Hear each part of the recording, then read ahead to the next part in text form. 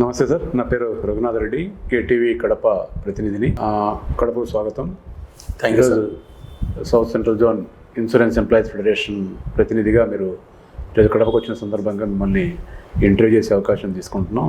Welcome to Kadapa and thank you to the program. Thank you sir. ఈరోజు మొన్న November 21 నుంచి భారతదేశంలో నూతన లేబర్ కోడ్లు అమల్లోకి తీసుకొస్తామని చెప్పేసి కేంద్ర ప్రభుత్వం ప్రకటించింది. 4 లేబర్ కోడ్స్ అమల్లోకి వస్తాయని చెప్పింది. ఈ 4 లేబర్ కోడ్స్ ఏంటి, ఇంతకుముందున్న కార్మిక చట్టాలు ఏంటి, అసలు వీటి మధ్యలో ఏం జరుగుతోంది, ఏం పరిణామాలు వస్తున్నాయి, ఏం మార్పులు జరుగుతున్నాయి చెప్తారా? నాకు ఇక్కడ కేటీవీ ద్వారా చాలామంది కార్మికులను ప్రజలను చేరే అవకాశం ఇచ్చినందుకు నేను ముందుగా మీ అందరికీ ధన్యవాదాలు తెలియజేస్తూ, కేంద్ర ప్రభుత్వము ఇంతకుముందే 2019, 2020, 2022 ప్రాంతాల్లో పార్లమెంట్లో 4 లేబర్ కోడ్లను తయారు చేసింది. ఆ 4 లేబర్ కోడ్లను తయారు చేసేటప్పుడు 29 కేంద్ర కార్మిక చట్టాలన్నింటినీ కుదించి 4 లేబర్ కోడ్లను తయారు చేసింది. మీరు అడిగినట్టుగా దీని సారాంశం ఏంటంటే, చట్టాలను కోడ్గా చేసింది. కోడ్ అంటే నిబంధన మాత్రమే, అంటే ఇక ముందు చట్టాలు ఉండవు అనేది ఒకటి. అయితే దీని ద్వారా చాలా మేలు జరుగుతుంది కదా అనేటువంటిది ఒక వాదన వస్తుంది. ఎందుకంటే రోజు పేపర్లలో ఆ రకంగా ప్రకటనలు ఇస్తున్నారు. లేబర్ కోడ్లు తీసుకొచ్చారు, కార్మికులందరి సంక్షేమం ఇక నుంచి చాలా పెద్ద ఎత్తున స్వీకరించబడింది అని చెప్పి. నేను ఒకటే మాట చెప్పదలుచుకున్నాను. ఇప్పుడున్నటువంటి వ్యవస్థలో ఒక ఎగ్జాంపుల్గా చెప్పాలంటే, అన్ని రకాల వ్యాధులకు అన్ని రకాల డాక్టర్లు, స్పెషలిస్టులు, రేడియాలజిస్టు, కార్డియాలజిస్టు, న్యూరాలజిస్టు, నెఫ్రాలజిస్టు ఇలాంటి వాళ్ళు ఉంటారు కదా, అవందరూ అక్కర్లేదు. ఇక నుండి కేవలం ఒక ఆర్ఎంపీ డాక్టర్ లేదా ఒక ఎంబీబీఎస్ డాక్టర్, ఒక డాక్టర్ మాత్రమే ఉంటాడని చెప్పే విధంగా ఈ కోడ్లు తయారు చేయబడినవి. అంటే సూక్ష్మమైనటువంటి తీసుకొచ్చారంటే, స్థూలంగా ఉండేటువంటి పరిధి, చట్ట పరిధిని అందటిని కూడా పక్కన పెట్టి ఒక సూక్ష్మాతి సూక్ష్మ స్థాయికి ఈరోజు కోడ్లను కుదించారు. దీనివల్ల జరిగే ప్రధాన నష్టం ఏంటంటే, కేంద్రము తమ ఆజమాయిషీలో మాత్రమే చట్టాలను పెట్టుకుంటుంది. భవిష్యత్తులో యాజమాన్యాలు కానీ, రాష్ట్ర ప్రభుత్వాలు కానీ, కార్మికులు కానీ, కార్మిక సంఘాలు కానీ, ఈ నలుగురికి ఎలాంటి పాత్ర లేకుండా కేంద్రమే తమ అజమాయిషి దేనిపైన, చట్టాల తయారీ, చట్టాల అమలు, చట్టాలు అమలు కాకపోతే యాజమాన్యంపై చర్యలు ఉపక్రమించొద్దా, ఇలాంటి అంశాలన్నిటిలో కేంద్రమే పూర్తిగా తమ గుప్పిట్లో పెట్టుకొని పనిచేస్తుంది. కాబట్టి ఇది కరెక్ట్ కాదని మేము భావిస్తున్నాం. కానీ కేంద్ర ప్రభుత్వం చెప్తోంది ఈ లేబర్ లాస్ అన్నీ కూడా 29 ఉన్నాయి, వాటిని అర్థం చేసుకోవడం కష్టంగా ఉంది, సింప్లిఫై చేసాం, దీనివల్ల కార్మికులకి అర్థం చేసుకోవడం, దాన్ని అమల్లోకి తెచ్చుకోవడం సులభంగా ఉంటుంది, అందుకోసం 4 లేబర్ కోడ్స్ తెచ్చామని చెప్పేసి అంటున్నారు. మీరు ఎందుకని ఇది కేవలము అర్థం చేసుకోవడం కోసం చేయట్లే. వాళ్ళు ఏమంటున్నారంటే, ఇంతకుముందు ఎక్కువ చట్టాలు ఉండడం వల్ల యజమానులకు చాలా కష్టమయ్యేది, అన్ని రకాల పత్రాలు నింపి అన్ని రకాల లైసెన్సులు పొందడం కష్టమయ్యేది. ఇప్పుడు 4 రకాల లైసెన్సులు పొందితే మంచిది అంటున్నారు. మేము ఒకటే మాట చెప్తాం. ఈరోజు కోడ్ ఆన్ సోషల్ సెక్యూరిటీ కానీ, code on organization safety, health and working conditions, ఈ 2 అంశాల్లో తీసుకుంటే ఇప్పుడు బీడీ వర్కర్లు, సినీ వర్కర్లు, మైనింగ్ వర్కర్లు, గార్డెనింగ్ వర్కర్లు, బిల్డింగ్ వర్కర్లు, ఇలాంటి వాళ్ళందరికీ ఒక్కొక్క వర్కింగ్ స్టైల్కు ఒక రకమైనటువంటి చట్టం ఉండాలి. బీడీ వర్కర్లకు ఉన్న సమస్య బిల్డింగ్ వర్కర్లకు ఉండదు, బిల్డింగ్ వర్కర్లకు ఉన్న సమస్య సినీ వర్కర్లకు ఉండదు. అంటే ఎవరికి వారికి సపరేటే ఒక సిస్టమ్ ఉండి, వర్కింగ్ కండిషన్స్ ఉండాల్సినటువంటి కోడ్ని మీరు ఒకటే కోడ్ కింద తీసుకొస్తే యజమాని అప్లై చేసుకొని లైసెన్స్ పొందవచ్చు. కానీ రేపటి నాడు నష్టం జరిగినప్పుడు ఇదే organization safety, health and working conditions అనే కోడ్ కింద యజమాని తనంతకు తాను ఒక సెల్ఫ్ సర్టిఫికేషన్ ఇవ్వడం ద్వారా కేంద్ర ప్రభుత్వానికి నివేదిక ఇస్తాడు. ఏమని, నా కంపెనీలో, నా సంస్థలో అన్ని రకాల సేఫ్టీ గార్డ్స్ నేను తీసుకుంటున్నాను, అంచేత మీరు ఎలాంటి ఇబ్బంది పడవలసిన అవసరం లేదు అని అంటాడు. దీనిని మనం ఎలా చూస్తాము, ఇది మేలు జరిగిందని ఎట్లా అనుకుంటాము? ఒక్కటే ఎగ్జాంపుల్ నేను చెప్పిన. ఇప్పుడు మీరు చెప్తున్నది ఈ లేబర్ లాస్ సింప్లిఫికేషన్ అనేది లేబర్ కోడ్స్ లాగా అది యజమానులకు ఉపయోగపడుతుందని చెప్పి మీరు అంటున్నారు. అవును, ఓకే. ఇప్పుడు మనకు ఈ యూనియన్ల రిజిస్ట్రేషను సులభతరం అవుతుంది ఈ లేబర్ కోడ్స్ కారణంగా అని చెప్తున్నారు. అంటే యూనియన్ల రిజిస్ట్రేషన్ అనేది ఇంతకుముందు ఏం చెప్పేవాళ్ళంటే, లైసెన్స్ రాజ్ అనేటువంటిది ఉంది, లైసెన్స్ రాజ్ వద్దు అని చాలామంది యజమానులు బాధపడ్డట్టుగా మనకు తెలుసు. అంటే లైసెన్స్ రాజ్ అంటే యజమానులు కంపెనీలు పెట్టినప్పుడు ప్రభుత్వం దగ్గర అనుమతి తీసుకున్న తర్వాత ఆ సందర్భంలో జరిగేది ఏంటంటే లైసెన్స్ రాజు పేరు పైన కొంతమంది వచ్చి వాళ్ళు ఇన్స్పెక్షన్ చేసేవాళ్ళు. ఇన్స్పెక్షన్ చేసి లోపాలు ఉంటే ఖచ్చితంగా అడిగేవాళ్ళు. అలాంటి అడిగేటువంటి అవకాశం ఉండకుండా ఉంటుందనే ఉద్దేశంతో ఈరోజు simplification of registration, simplification of compliance అని అంటున్నారు. కానీ నిజంగా జరిగేది ఏంటంటే ఈరోజు సింప్లిఫికేషన్ చేసింది ఏంటంటే 7 మంది ఉంటే ఏ కంపెనీలో అయినా ఏ సంస్థలో అయినా సరే మన కార్మిక సంఘాన్ని రిజిస్టర్ చేసుకునేటువంటి పరిస్థితి నుండి ఈరోజు ఏం చేశారంటే 10% of the total work force ఉంటేనే రిజిస్ట్రేషన్, లేదా 100 మంది ఉంటేనే రిజిస్ట్రేషన్ అనేటువంటి తీసుకొచ్చారు. అట్లా చేయడం వల్ల రిజిస్ట్రేషన్ సులభం యజమానికి అయింది, కానీ సంఘం రిజిస్ట్రేషన్కి కష్టం కాలే. ఇప్పుడు గ్రాట్యుటీకి సంబంధించి సంఘటిత కార్మిక వర్గానికి మెరుగైన పరిస్థితే ఉంది. కానీ ఇప్పుడు 1 సంవత్సరం సర్వీస్ చేసినా కూడా, పని చేసినా కూడా గ్రాట్యుటీ వస్తుందని చెప్తున్నారు కదా కార్మిక వర్గానికి. అది ఎలాగా ఉపయోగం కదా? ఎందుకంటే కేంద్ర ప్రభుత్వం చాలా చాకచక్యంగా ఆలోచించింది ఏంటంటే గ్రాట్యుటీ ప్రస్తుతం 5 సంవత్సరాలు పనిచేస్తే ఎలిజిబిలిటీ ఉంది, 1 సంవత్సరం చేసినా సరే ఎలిజిబిలిటీ ఇస్తాము అని చెప్పి ప్రకటించింది. కోడ్ లోపలికి వెళ్ళి చదివితే చాలా క్లారిటీగా అర్థమయ్యేది ఏంటంటే ఎవరైనా సరే దయచేసి సోషల్ సెక్యూరిటీ కోడ్ చూడండి. అందులో ఏముందంటే పర్మనెంట్ బేసిస్ పైన రిక్రూట్ అయిన ఎంప్లాయీస్ అందరూ కూడా 5 ఏళ్ళు ఉంటేనే ఎలిజిబిలిటీ. పర్మనెంట్ బేసిస్ పైన కాకుండా ఫిక్స్డ్ టర్మ్ ఎంప్లాయ్మెంట్ బేసిస్ పైన రిక్రూట్ అయిన వాళ్ళు ఎవరైతే ఉంటారో వాళ్ళు 1 ఇయర్ చేసినా సరే ఎలిజిబిలిటీ. బట్ అది ప్రోరేటా బేసిస్ పైన మాత్రమే ఎలిజిబిలిటీ ఉంటుంది తప్ప, ఇంతకు ముందు గ్రాట్యుటీ చట్టం ఎలా ఉందంటే 5 ఏళ్ళు పనిచేస్తే 1/26 ఆఫ్ శాలరీ ఫర్ 15 ఇయర్స్ అలా క్యాలిక్యులేట్ చేసి క్యాలిక్యులేషన్ ప్రకారం వచ్చేది. అంటే ఒక లంసమ్ అమౌంట్ వచ్చేది. ఇప్పుడు లంసమ్ అమౌంట్ రాకుండా ఒక నామినల్ అమౌంట్ ఇచ్చేయడం కోసం ఇది తీసుకొచ్చి దీని వెనుకల ఫిక్స్డ్ టర్మ్ ఎంప్లాయ్మెంట్ అంటే పర్మనెంట్ ఎంప్లాయ్మెంట్ అనేటువంటి పేరు లేకుండా perpetual renewal of the fixed term employment అవుతుంది. అంటే ఒకసారి 5 ఏళ్ళకి తీసుకుంటా, 2 ఏళ్ళకి తీసుకుంటా, మళ్ళీ 2 ఏళ్ళు కాగానే నీతో పని ఉంది, నీ అవసరం ఉంది అనుకుంటే మరింత ఎక్స్టెండ్ చేస్తా. అంటే కాంట్రాక్ట్ ఎంప్లాయ్మెంట్లో ఉన్నటువంటి రక్షణ కవచం కూడా ఈ ఫిక్స్డ్ టర్మ్ ఎంప్లాయ్మెంట్ లేకుండా ఉంది. కానీ గ్రాట్యుటీని అడ్డం చేసి అది బాగుందని చెప్పడం ప్రయత్నం చేస్తూ ఉంది government of India. So gratuity అనేది ఒక కవరప్ ఎక్సర్సైజ్గా వాడుతుందని చెప్తున్నారు. ఎగ్జాక్ట్లీ. ఓకే. ఇప్పుడు చాలా సంస్థలు యజమానులు నియామక పత్రాలు ఇవ్వకుండా పనిచేయించుకోవడం అంటూ ఉంది గతంలో. ఇప్పుడు ఈ లేబర్ కోడ్స్ ద్వారా నియామక పత్రాలు ఇస్తారని చెప్పి చెప్తున్న మాట వాస్తవమే. కానీ ఒక్కటి నాకు చూపించండి, ఈరోజు అనార్గనైజ్ సెక్టార్లో 98% అందరు కూడా అనార్గనైజ్డ్ సెక్టార్లో ఉన్నారు. వాళ్ళందరికీ నియామక పత్రాలు ఎక్కడ ఇస్తున్నారు? ఈ building workers, contract workers, temporary workers, outsourcing workers, వీళ్ళందరికీ నియామక పత్రాలు ఎక్కడున్నాయి? పోనీ అవుట్సోర్స్డ్ వర్కర్స్, కాంట్రాక్ట్ వర్కర్స్ ఉన్న కొన్ని చోట్ల ఉంటే వాళ్ళను నిర్దిష్ట పని కోసం నియమించుకోవచ్చు అనేటువంటి ఒక క్లాజ్ పెట్టారు ఇప్పుడు. అంటే కాంక్రీట్ వర్క్ అనేటువంటి దానికి నియమించుకుంటే వాళ్లకు నియామక పత్రం ఉన్నప్పటికీ కూడా వాళ్ళని ఎనీ టైం తొలగించవచ్చు. అంటే ఒకవైపు నియామక పత్రం ఉంది అంటూనే చెప్తూనే ఉన్నావు, రెండో వైపు నిర్దిష్టమైన పని కోసం ఎవరినైనా నియమించుకుంటే వాళ్ళని తొలగించవచ్చు అని కూడా మళ్ళీ చెప్తున్నావు. అంటే నేను చెప్పేది ఏంటంటే యజమానికి ఏదో రకంగా అన్ని రకాల వెసులుబాటు ఇవ్వడానికి ప్రయత్నం చేస్తున్నారు. ఇందులో ఒక విమర్శ వస్తుందంటే అవును, యజమానికి లాభాలు గ్యారంటీ అనేటువంటిది ప్రభుత్వం ఇవ్వదు, యజమానికి లాభాలు వర్కర్లు ఇవ్వరు, కానీ యజమాని మాత్రం వర్కర్లకు ఖచ్చితంగా జీతాలు ఇవ్వాలా అని మీరు అడగవచ్చు. నేను ఒకటే అడుగుతున్నాను, ఇప్పుడు కుటుంబ యజమాని తన ఇంట్లో వాళ్ళు పనిచేసేటప్పుడు వాళ్ళకి నిర్దిష్టమైనటువంటి పని గంటలు ఉండాలి, నిర్దిష్టమైనటువంటి పని విధానాలు ఉండాలి అనేటువంటిది మానిటర్ చేయాల్సింది కుటుంబ యజమానే. కుటుంబ యజమాని పాత్ర ఈరోజు ప్రభుత్వం పోషించకపోతే మరి విచలవిడితనం అనేది రాజ్యం వెళ్తుంది కదా. ఇప్పుడు మనకు ఇటీవల కాలంలో పెరిగిన నిరుద్యోగం కారణంగా చాలామంది యువత జొమాటో లేదా ఇతరతర ప్లాట్ఫామ్స్ మీద పనిచేస్తున్న గిగ్ వర్కర్స్ అంతా చాలామంది ఉన్నారు. వీళ్లకు ఈ కొత్త లేబర్ కోడ్స్ కాస్త మెరుగైన సదుపాయాలు, రక్షణ కల్పిస్తున్నాయని చెప్పేసి చర్చ జరుగుతుంది. దాని మీద మీరేమంటారు? ఇది గిగ్ వర్కర్స్, ప్లాట్ఫామ్ వర్కర్స్ అందరినీ కూడా గుర్తించాలని చెప్పి అనేక సందర్భంగా అనేక ట్రేడ్ యూనియన్లు అడిగాయి, మేము కూడా అడిగాం. ఇప్పుడు గిగ్ వర్కర్లని, ప్లాట్ఫామ్ వర్కర్లని, జొమాటో ఇలాంటి వర్కర్లందరినీ కూడా మేము ఈ లేబర్ కోడ్లో తీసుకొచ్చామన్నారు. ఒక్క మాటను స్పష్టంగా చెప్పడానికి ఎవరైనా ముందుకు వస్తే I will be very happy. ఏంటంటే ఎంప్లాయర్ అనేటువంటి రిలేషన్ ఉందా ఒకటి. రెండవది, వీళ్ళందరికీ సోషల్ సెక్యూరిటీ కోడ్ అమలు కావాలి అంటే అక్కడ ఏదైనా సరే ఎంప్లాయర్ రిలేషన్ లేకపోతే సోషల్ సెక్యూరిటీ ప్రొవైడ్ చేయాల్సిన రెస్పాన్సిబిలిటీ ఎంప్లాయర్కి లేదు.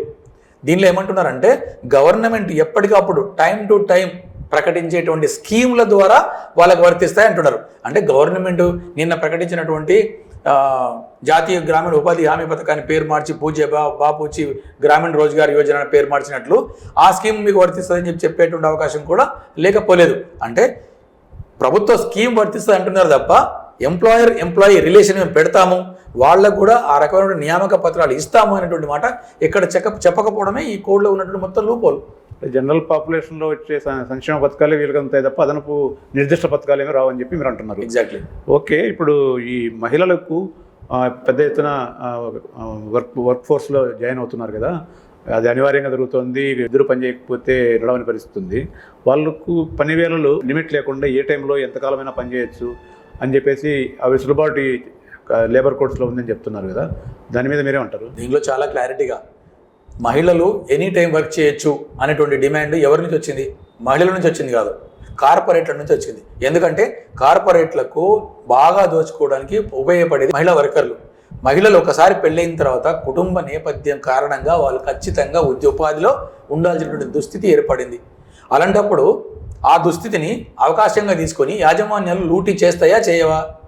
రెండవది, కుటుంబ యజమానిగా మన ఇంట్లో ఒక అమ్మాయి ఉంటే రాత్రి బావుళ్ళు ఎనీ టైం పనిచేస్తే మనం ఒప్పుకుంటామా? ఎందుకు ఒప్పుకోమంటే సేఫ్టీ లేదు కాబట్టి. మార్కెట్లో అంత సేఫ్టీ సిచ్యువేషన్ ఈరోజు దేశంలో ఉంటే ఖచ్చితంగా ఒప్పుకుంటాం. రెండోది, పెళ్ళైన తర్వాత భార్యాభర్త కొంత టైం పనిచేయాలి, మిగతా టైం ఇంట్లో ఉండాల్సిన అవసరం ఉంది పిల్లల కోసము ఇతరత్ర కుటుంబ అవసరాల కోసం. అట్లా కాకుండా రాత్రి బావుళ్ళు పనిచేసుకునేటువంటి సిస్టమ్ పెడితే ఇప్పుడు విచిత్రం ఏంటంటే దాన్ని ఐచ్ఛికం అంటున్నారు. అంటే ఆమెకి ఇష్టం ఉంటే చేయొచ్చు, లేకపోతే లేదు. ఇక్కడే సమస్య.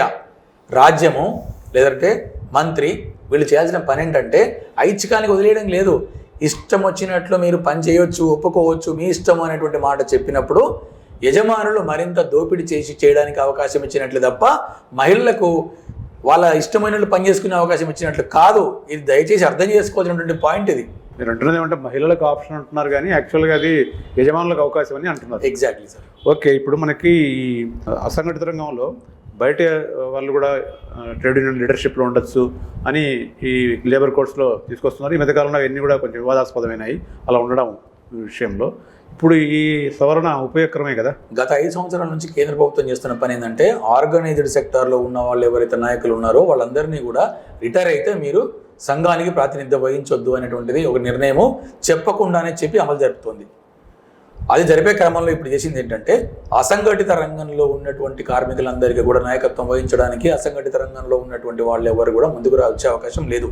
ఎందుకు లేదంటే ఒక కన్స్ట్రక్షన్ వర్కర్స్ ఒక యజమానితోటి, ఆ యజమాని చాలా పెట్టుబడిదారి ఉండొచ్చు, మల్టీనేషనల్ కంపెనీ అయి ఉండొచ్చు, ఆయనతో మాట్లాడాలంటే ఆ కన్స్ట్రక్షన్ వర్కర్స్ బీడీ వర్కర్స్కు వాళ్ళకు ఉన్నటువంటి చట్టపరమైనటువంటి హక్కులు వాళ్ళకి తెలియదు. అవి తెలియాలంటే సిఐటియో ఏఐటీసీయో లేకపోతే ఇంకా ఇతరత్ర సంఘాలు ఏవైతే వాళ్ళకి నాలెడ్జ్ ఉంటుందో అలాంటి వాళ్ళు సంఘటితం అయ్యి వాళ్ళ తరఫున పనిచేయాలి. కానీ ఈరోజు ఏం చేస్తున్నారు, 50% మాత్రమే ఉండాలని నిబంధన పెట్టిండ్రంటే రేపటి నాడు ఆఫీస్ బేరర్లు 6 మంది ఉంటే 6 మందిలో ఖచ్చితంగా అసంఘటిత రంగంలో ఉన్నటువంటి కార్మికుల్లో ఉండాల్సిందే అనే మాట చెప్తున్నట్లు. అంటే దీని అర్థమైంది ఈరోజు 50% అన్నారు, రేపటి నాడు 100% మీరు కార్మికుల్లోంచి మాత్రమే నాయకులు ఉండాలి. అంటే రాజకీయ నాయకులుగా ఉండడానికి మాత్రం చదువు లేకపోయినా సరే ముఖ్యమంత్రి ప్రధానమంత్రికి వచ్చే అవకాశం ఉంది.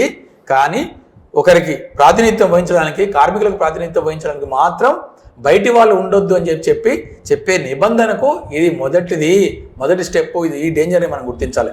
అంటే ఎవరిని నాయకులుగా ఉంచుకోవాలనే ఆప్షన్ కార్మిక సంఘాలకు కార్మికులకు ఉండాలి తప్ప దాంట్లో మీ జోక్యం ఉండొద్దు అంటున్నారు మీరు. ఎగ్జాక్ట్లీ. Thank you. ఇప్పుడు కనీస వేతనాలకు సంబంధించి మేము పాజిటివ్గా నిర్ణయం ఒక క్లాజ్ పెట్టినామని చెప్తున్నారు కదా, అది మంచిదే కదా? ఇప్పుడు చెప్పిన మాట ఏంటంటే నేషనల్ ఫ్లోర్ లెవెల్ వేజ్ అనే మాట ఒకటి వాడిండ్రు. మేమనేది ఏంటంటే నేషనల్ ఫ్లోర్ లెవెల్ వేజ్ అనేటువంటిది అడ్డం తీసుకొని అనేక రాష్ట్రాలు ఎక్కడైతే ఎక్కువ వేతనాలు, ఫర్ ఎగ్జాంపుల్ తెలంగాణ ఆంధ్రప్రదేశ్ రాష్ట్రాల్లో ఎక్కువ వేతనాలు ఉంటాయి, బీహార్ ఉత్తరప్రదేశ్తో పోల్చినప్పుడు ఇక్కడ ఎక్కువ వేతనాలు ఉంటాయి. అంటే రేపటి నాడు తెలంగాణ ఆంధ్రప్రదేశ్ రాష్ట్రాలు కూడా ఖచ్చితంగా తక్కువ వేతనాలు అమలు పరుస్తాయి. ఈరోజు బీహారీలు ఉత్తరప్రదేశ్ వాళ్ళందరూ కూడా ఇక్కడ హోటళ్ళల్లో ఇతరత్ర రెస్టారెంట్లో చాలా మంది పనిచేస్తుంటారు, కన్స్ట్రక్షన్ వర్కర్స్ కూడా పనిచేస్తుంటారు. రేపటి నాడు ఇక్కడ కూడా వాళ్ళు రాకుండా ఉండాలంటే ఇక్కడ తక్కువ జీతాలు ఇవ్వమని చెప్తున్నారు. అంటే ఇది జరిగే పని ఏంటంటే రీజన్ వైజ్డ్ బేస్ మీరు పెట్టుకోవచ్చు అని చెప్పి ఒక మాట చెప్తూనే మళ్ళీ వేతనాలలో ఫ్లోర్ వైజ్డ్ వేతనం అని చెప్పి పెడుతున్నారు. మేము ఒకటే చెప్తాం, ఫ్లోర్ వైజ్డ్ వేతనం అయితే ఎవరైతే రాష్ట్రాలు అమలు పరచవో, ఎవరైతే యాజమాన్యాలు అమలు పరచవో మీరు వాళ్ళపైన యాక్షన్ తీసుకుంటారా? యాక్షన్ తీసుకునేటువంటి వెసులుబాటు కోర్ట్స్లో ఎక్కడైనా ఉన్నదా? మీరు చెప్పండి, ఎవరు యాక్షన్ తీసుకోవడానికి సిద్ధంగా ఉంటే ఖచ్చితంగా వాళ్ళు పెట్టొచ్చు. కానీ floor wise national floor level wage చాలా తక్కువగా ఉంది. ఈరోజు 179 రూపీస్ మాత్రం ఉంది. ఏది అన్స్కిల్డ్, స్కిల్డ్, సెమీ స్కిల్డ్ అట్లా పెరిగే కొద్దీ రేటు పెరిగింది. కానీ ఈరోజు అనేక రాష్ట్రాలు, పంజాబ్, ఉత్తరప్రదేశ్, ఇందాక చెప్పిన మన తెలుగు రాష్ట్రాలు, తమిళనాడు, కర్ణాటక తప్ప మిగతా రాష్ట్రాలు అన్నింటిలో కూడా చాలా తక్కువ వేతనాలతో చాలామంది ఇబ్బంది పడుతున్నారు. సరే, ఇప్పుడు ఈ సోషల్ సెక్యూరిటీ కోడ్ ఉంది కదా, సామాజిక భద్రతా కోడ్, దాంట్లో కార్మికులకు అనుకూలమైన అంశాలు ఏమైనా ఉన్నాయా, అది లేకుంటే అది కూడా నిరుపయోగమైన? సాంఘిక భద్రత అనేటువంటిది ఈరోజు 2 రకాలు ఉంది. ఒకటి ఐచ్ఛికం చేశాడు, అంటే మీరు ఏ దానిలో కవర్ కావాలో మీరు ముందస్తుగా తెలియజేయాలి ఒకటి. రెండవది సాంఘిక భద్రత అనేటువంటిది యజమాని కల్పించాల్సినటువంటి రెస్పాన్సిబిలిటీ ఉందని కోడ్లో ఉంది. కానీ యజమాని ఏ అంశాల్లో సాంఘిక భద్రత కల్పించాలనే దానిపైన ఎప్పటికప్పుడు, అంటే time to time government of India ద్వారా వెలువడినటువంటి నోటిఫికేషన్లలో మెన్షన్ చేసి ఉంటేనే. ఫర్ ఎగ్జాంపుల్, ఈరోజు నేను బిందెల ఫ్యాక్టరీ తయారు చేయడానికి కూర్చున్నా. బిందెల ఫ్యాక్టరీ తయారు చేస్తున్నప్పుడు నేను పెట్టుకునేటువంటి ఎంప్లాయీ సంఖ్య నేను 50 మందిని పెట్టుకున్నాను అనుకోండి, దానికి సాంఘిక భద్రత నేను పాటించాల్సిన అవసరం లేదు. ఎందుకు లేదంటే 300 మంది లోపల ఎక్కడైతే ఒక సంస్థలో ఉంటారో అక్కడ విధిగా అన్నీ పాటించాల్సిన అవసరం లేదు. నా ఇష్టం వచ్చినట్లు పెట్టుకోవచ్చు, నా ఇష్టం వచ్చినట్లు తొలగించవచ్చు. ఆ తొలగించడం, పెట్టుకోవడం, నియమించుకోవడం ఇదంతా కూడా ప్రభుత్వానికి నేను నివేదిక ఇవ్వాల్సిన అవసరం కూడా లేదు. అట్లా మెన్షన్ చేసి పెట్టినప్పుడు మీరు సాంఘిక భద్రత మాట ఎక్కడొస్తుంది? ఇక మూడోది ఏంటంటే, సాంఘిక భద్రత అనేటువంటిది ఒకవేళ యాజమాన్యం కల్పించకపోతే సెంట్రల్ గవర్నమెంట్ సాధారణ ప్రజానికానికి కల్పించేటువంటి సాంఘిక భద్రత విషయంలో మీరు అప్లై చేసుకోవచ్చు చెప్పి అంటున్నారు. అంటే దానికి వర్కర్స్కి సంబంధించి ఎలాంటిది లేదు. అంటే సాంఘిక భద్రత అనేటువంటిది కూడా యాజమాన్యాన్ని బద్దులను చేసేదిగా లేదు. ఒకవేళ సోషల్ సెక్యూరిటీ పెన్షన్ విషయం కానీ, మెడిక్లెయిమ్ విషయం కానీ, ఇప్పుడు మెడిక్లెయిమ్లో మదర్ ఫాదర్ని కూడా ఇంక్లూడ్ చేసుకోవచ్చు అన్నారు. ఇంక్లూడ్ చేసుకోవచ్చు ఎప్పుడు? ఆర్గనైజ్డ్ సెక్టార్లో ప్రీమియం మొత్తం కూడా ఎంప్లాయీ కట్టుకుంటేనే. ఎంప్లాయర్ నుంచి ఎంత మేరకు సబ్సిడీ ఇవ్వాలనే దానిపైన స్పష్టత లేదు. అంటే సాంఘిక భద్రత అనేటువంటిది ఎంప్లాయర్ కల్పించాలని అంటూనే, కల్పించకపోతే జరిగేటువంటి పరిణామాల గురించి ఎక్కడ స్పష్టత కోడ్లో లేదు. అంటే ఒక ఫ్యాక్టరీ కానీ ఒక సంస్థలో పనిచేసే కార్మికుల సంఖ్యతో నిమిత్తం లేకుండా సామాజిక భద్రత అనేది యూనిఫామ్గా ఉండాలి, క్లారిటీ ఉండాలని మీరు చెప్తున్నారు. ఎగ్జాక్ట్లీ. ఇప్పుడు మీకు ఈ కోడ్లో అమలుకు సంబంధించి ఉన్న అవకాశాలు ఏంటి? లేబర్ అఫీషియల్స్ వాళ్ళ పాత్ర ఎట్లా ఉంటుంది? లేబర్ కోర్ట్స్ పాత్ర ఎట్లా ఉంటుంది? ఇప్పుడున్నటువంటి లేబర్ అఫీషియల్స్ ప్రస్తుతం అయితేనంటే వాళ్ళు కంప్లైంట్ చేస్తే వాళ్ళు ఇమీడియట్గా రియాక్ట్ అవుతారు, కేసు రిజిస్టర్ అవుతుంది. రిజిస్టర్ అయిన తర్వాత పరిష్కార మార్గానికి ఆ లేబర్ చట్టాల ఒక్కొక్క చట్టం ప్రకారం పరిష్కారం వస్తుంది. ఇప్పుడు జరిగేది ఏంటంటే, పరిష్కారాన్ని 4 అంచెలుగా చేశాడు. ఏం చేశాడంటే, ఎక్కడైనా ఒక ఇండస్ట్రీలో పరిష్కారం సమస్య తలెత్తినప్పుడు మీరు మొట్టమొదటిగా చేయాల్సిందంటే ఫెసిలిటేటర్ని కలవాలి. అంటే చట్టం కాదు, ఫస్ట్ ఫెసిలిటేటర్. యజమాని ఒక ఫెసిలిటేటర్ పెడతాడు, అంటే ఒక అనుసంధానకర్తగా, సూచనకర్తగా తయారవుతాడు. అయిన తర్వాత ఫెసిలిటేటర్ ఫెయిల్ అయిపోతే అప్పుడు కన్సిలియేటరీ అనేటువంటిది ఒక మెకానిజం ఉంటుంది, దాన్ని కలవాలి. అది కాకపోతే ట్రిబ్యునల్ ఏర్పాటు చేస్తారు. ట్రిబ్యునల్ కాకపోతే ఆర్బిట్రేటర్ ఏర్పాటు చేస్తారు. అంటే 4 అంచెల కుల వ్యవస్థ మాదిరిగా ఇది డైల్యూట్ అయిపోతుంటుంది. అంటే కార్మికుడికి వచ్చినటువంటి సమస్యను డైల్యూట్ చేస్తూ ముందుకు వెళ్ళేటువంటి ప్రక్రియ ఒకటి. ఇక రెండోది ఏంటంటే, కార్మికులు ఇన్నాళ్ళు చేసే పని ఏంటంటే, కార్మిక సంఘాలుగా ఏర్పడి యాజమాన్యాలతో క్రమం తప్పకుండా చర్చలు చేసి, చర్చలు ఫెయిల్ అయిపోయిన తర్వాత అంతిమంగా సమ్మె నోటీస్ ఇస్తే 15 రోజుల్లో సమ్మె నోటీసుకు స్పందించాలి, లేకపోతే సమ్మె జరుగుతుంది. కానీ ఇప్పుడు ఏం చేస్తున్నారంటే, మీరు ఎన్ని రకాల రిప్రజెంటేషన్లు ఇచ్చినా ఏమి ఇచ్చినా సరే సమ్మె నోటీస్ ఇవ్వాలంటే 60 రోజులు టైం ఉండాలి. 60 రోజుల తర్వాత కూడా వాళ్ళు ఒక కన్సిలియేటరీ కమిటీని కానీ, లేదా ఒక ట్రిబ్యునల్ కానీ, ఒక ఆర్బిట్రేటర్ని కానీ అపాయింట్ చేస్తే వాళ్ళు ఇచ్చినటువంటి రిపోర్ట్ ఇచ్చిన తర్వాత మళ్ళీ 60 రోజుల వరకు కూడా సమ్మె చేయడానికి వీల్లేదు. అంటే వెరసి ఏం చేయబోతున్నారంటే, సమ్మె నోటీసు ద్వారా ఏదైతే ప్రెషర్ క్రియేట్ చేసి యాజమాన్యాన్ని వెంబడి మన చర్చలకు ఆహ్వానించే ప్రయత్నం చేస్తున్నామో, అట్లా చర్చలకు అవకాశం లేకుండా చేస్తూ, చర్చలు ముగిసిన తర్వాత కూడా ట్రిబ్యునల్ లేదంటే ఆర్బిట్రేటర్ చర్చలు ముగిసిన తర్వాత కూడా మళ్ళీ 60 రోజులు, అంటే ఇన్ బిట్వీన్ ఎంప్లాయీస్ అందరినీ కూడా డివైడ్ చేసి సమ్మెకి ఎవరు వెళ్లకుండా చూసేటువంటి ఒక కుట్ర. అంటే ప్రభుత్వము కక్ష కట్టుకొని యాజమాన్యాలకు పూర్తి స్వేచ్ఛనిచ్చే విధంగా, ఇప్పుడు ఒక మాట చెప్పొచ్చు, ఇతర దేశాల్లో కార్మిక చట్టాలు లేని చోట విపరీతంగా పెరిగిపోయా. ఎక్కడైతే ఒక నిబంధనలకు, ఇది ఒక సంస్కారం అండి, కార్మిక చట్టాలంటే ఒక సంస్కారం. ఒక సంస్కారానికి కట్టుబడి ఉన్న చోట మాత్రం అభివృద్ధి జరుగుతుంది తప్ప సంస్కారానికి తెలియదు కాలించిన చోట అభివృద్ధి జరగదు.